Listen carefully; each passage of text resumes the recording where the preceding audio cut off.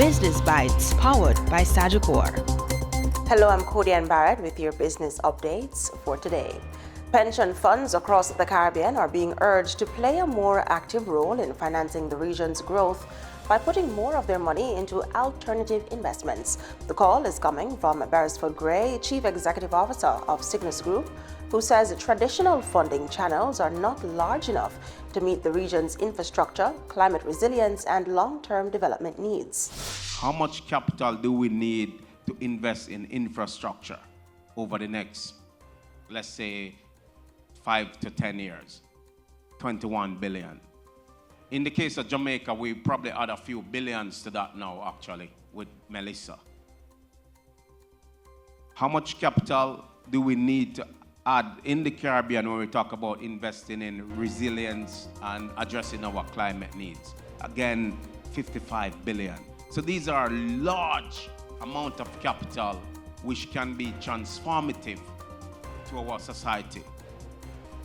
Alternative investment has a significant role to play in this space. Gray argues that if the alternative investment market grows to just 3 to 5% of GDP, it could unlock close to $20 billion in flexible capital across the region.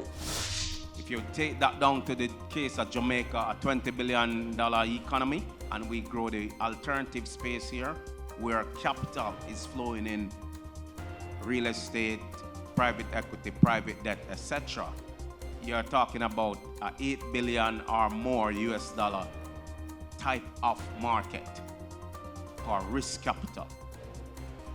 That's what is needed to help propel economic growth and drive infrastructure development in the Caribbean. It has to be that type of capital at scale that complements the traditional financing. He says pension funds should be central to that shift, noting that currently there are no pension funds in the region partnering with fund managers to invest equity in large long-term assets, such as airports and highways, despite those assets generating predictable cash flows and carrying relatively low risk. I want to see pension fund partnering with fund managers like ourselves and mobilizing money at scale into these areas. You don't need to be scared. You do not need to be scared, because these are assets that have proven to be excellent cash flow generating asset over a long period of time. So these, let's call them, I like to use this word, these non-binding constraints that we have in our mind when we approach big projects and big opportunities, it is not real. He was speaking at the JSC's Investments and Capital Markets Conference on Thursday. And that's it for the Business Bites today. I'm Cody Barrett.